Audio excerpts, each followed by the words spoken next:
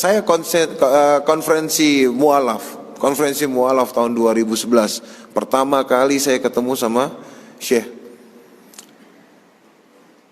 Abdurrahman As-Sudais. Kenal? Tahu ya? Pertama kali ketemu beliau. Itu pun gak sengaja. Pemekaran Masjidil Haram dimulai.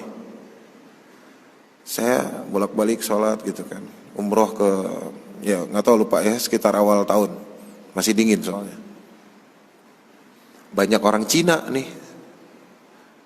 Cina Islam bukan sih? Ngerjain konstruksi kan? Kan konstruktornya, subkonnya kan orang Cina tuh.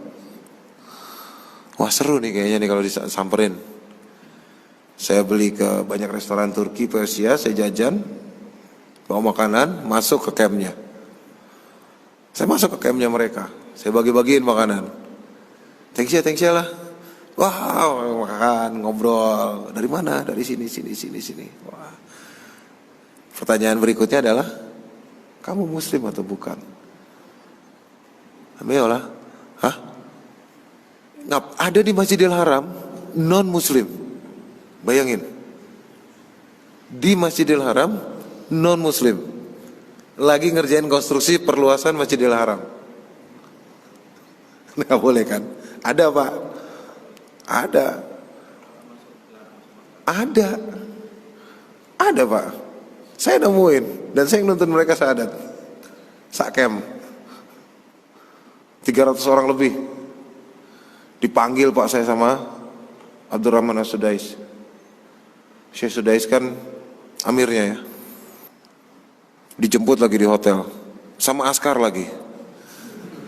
Aduh masuk penjara nih urusan. Itu yang pilihan pertama. Emang salah sih, seharusnya jangan suuzon ya. Tapi karena yang jemput ada yang bawa senjata, pikiran saya di sel. Karena ada beberapa orang yang salah gerak sedikit kan di situ masuk sel. Aduh masuk penjara nih. Alamat nggak pulang nih, lama nih. Udah jalan jelek aja pokoknya di jalan. Lama lagi baru nyampe. Masuk duduk. Kalam Arabia? Lah. Langsung aja. English speaking? Yes. I'm from Cambridge. Huh? You sure? Yes. Abdurrahman As-Sudais, dia pernah sekolah di Cambridge. Dia bahasa Inggrisnya, silakan diadu. Apa yang kamu lakukan kemarin terhadap 317 orang? Waduh, dia tahu jumlahnya lagi. I'm just trying to convert them to Islam. Kenapa? Why? Karena itu lokasi Masjidil Haram, tidak boleh ada orang kafir di situ. Saya mau memberimu peraturan itu.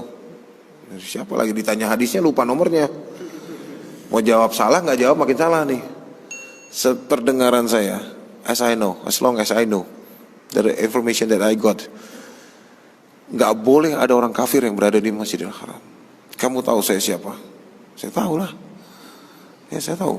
Abdurrahman As-Sudais, Syekh, Amir of two Holy Mosque.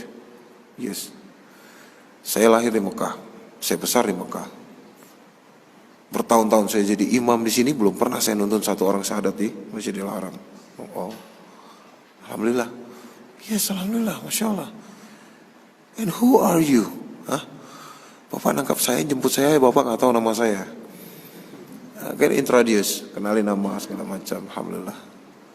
Dari situ akrab sama beliau. Setiap umroh, setiap haji saya harus mampir ke rumah beliau sekarang. Dan makan satu loyang yang sama yang masya Allah, sambil ketawa-ketawa itu. Sampai hari ini masya Allah. Dan dia bilang apa yang bisa membuat kamu mudah mengambil mereka? Saya bilang karena mereka kafir. Mereka cuma tidak kenal Islam. Kita kenalin Islam, mereka anggap itu baik. Lihat ya, orang Cina itu rata-rata ateis. Agamanya itu bisa Buddha, dia pai-pai setiap pagi. Nanti Christmas Pak, dia pakai topi Santa Pak. Disuruh pakai kalung salib, dipakai Pak. Dia nggak peduli. Serius. Ini orang Cina mainland ya, Cina daratan. Mereka nggak ada tujuan kristenisasi atau segala macam. Mereka nggak peduli gitu loh. Mereka ditatengin misionaris suruh pakai kalung salib, dipakai sama dia. Suruh pakai topi Santa, ya dipakai. Suruh datang gereja, ya datang. Setelah itu nanti tanyain ke dia, terus ngapain kamu di gereja? Nyanyi-nyanyi loh. Sukalah dia, happy-happy kan. Malam minggunya sisa mabok, minggunya diajak nyanyi. Jadi ya mereka oke aja.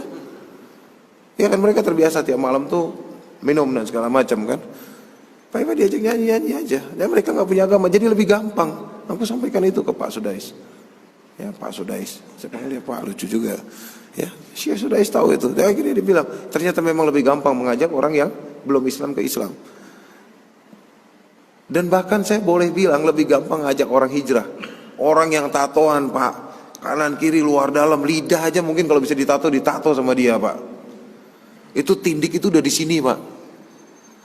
Itu jadi kalau habis makan yang ditusuk gigi di dalam gusinya tuh. Tindik di sini, bayangin. Tindik di mata, tindik di mana-mana. Ajak hijrah, dilepas semua, sholat. Lebih gampang yang kayak gitu Pak. Daripada orang yang munafik, yang sudah membenarkan apa yang salah dalam kehidupan dia. Nah anak-anak kita itu bagaimana kita Pak? Anak-anak itu bagaimana kita? Serius, mulai dari si kecil ini, yang tadi keluar itu ya, masih mungil. Anak-anak itu gimana kita Pak? Kalau anak-anak nggak biasain datang ke masjid, nggak dibiasain ikut kajian, nggak dibiasain ikut kajian kecil di rumah butuh kajian nggak ya butuh. Anak saya cewek Pak 3. Kita kajian di rumah. Walaupun yang ngerti yang 2, yang 1 masih 1 tahun 2 bulan ya nggak mungkin ngerti dia. Ya saya bahas, ini loh ada hadis. Kalau Rasulullah SAW ngerti nggak tentang ini loh ceritanya? Oh iya, gimana Pi? Jelasin. Kajian di rumah kecil aja, nggak usah besar, nggak usah apa segala macam, kecil aja jelasin. Ya kan? Itu waktu-waktu yang sangat bermanfaat. Subuh ngejar fajar, ngobrol dulu ya. Random aja buka buku hadis random, jeder, bacain hadisnya, kasih tahu artinya. Membiasakan diri di rumah, anak-anak terbiasa Pak. Anak-anak jadi jauh. Anak saya cewek yang pertama itu 9 tahun Pak. Itu kalau bapak main ke rumah saya dan dia lagi nggak pakai hijab, dia bisa lari cepat banget Pak, naik tangga, udah sampai ke atas, kabur. Udah sampai segitu. Anak saya yang kedua minta mainan, ya masih bocah ya, 4 tahun, pasti minta mainan kan. Lewatin Toys Kingdom, mau itu dong. Dinosaurusan gede ini, cewek tapi agak suka kayak gitu-gituan lah ya, karakter. Ya udah, tahu doanya kan? Iya. Minta sama Allah untuk kasih papi rezeki, udah. Akidahnya kita latih. Karena biar dia terbiasa. Karena begitu dia dewasa tidak terbiasa dengan Islam yang kita harus biasakan dan dia kenal Islam alanya dia dan ketemu sama gerombolan-gerombolan sekuler dan liberal, jadi plural otaknya dia, susah Pak belokinnya lagi. Serius. Sudah banyak korbannya. Kok anak saya murtad? Aduh. Banyak ya. Maksudnya ini WhatsApp setiap hari. Nomor saya ada di mualaf.com. Jadi orang tanya tentang bagaimana hijrah ke saya, tanya bagaimana masuk Islam ke saya, tanya bagaimana ngembaliin anak yang murtad ke saya juga. Telepon, WhatsApp, DM, banyak. Alhamdulillah rame aja. Allah kasih kerjaan itu yang sibuk, Allah menyibukkan, Allah nggak sisain waktu saya untuk saya, nggak tahu lah ya, pekerjaan-pekerjaan yang kurang bermanfaat, misalnya main game di handphone. Kadang-kadang handphone kan diinstal game buat, ada game pengetahuan namanya, pengetahuan Islam, TTS Islam, terus pertanyaan-pertanyaan Islam buat anak saya main. Kadang-kadang saya mainin itu kalau lagi nganggur. Aduh nama Nabi yang mana ya? Ya, ini kalau nggak dibiasain ke anak Pak, serius itu susah.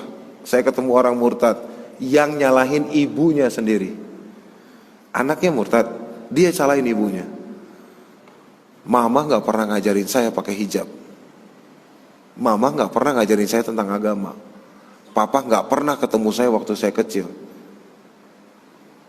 Kalau sekarang saya murtad, yang dosa bukan saya, kalian. Dia tahu hukumnya. Wah ini pinter nih anak. Anak-anak milenial hati-hati ya, pinter-pinter loh. Generasi milenial, woi pinter-pinter, jago ngejawab. Nggak tahu belajar filsafat dari mana. Ya, tapi dia akan salahin orang tuanya, dan itu akan terjadi kalau kita cuek-cuek aja. Ajak-ajak anak ke kajian, cari kajian di sini kan banyak. Ajak ke kajian di rumah, maghrib ke isya kajian di rumah, habis subuh isi kajian di rumah, ajak ngobrol tentang agama. Jangan bosan, jangan sampai nanti nyesel pada saat anaknya murtad. Jangan sampai nyesel pada saat anaknya jadi liberal, nggak bisa dikontrol, nggak bisa diatur. Ya. Itu Pak.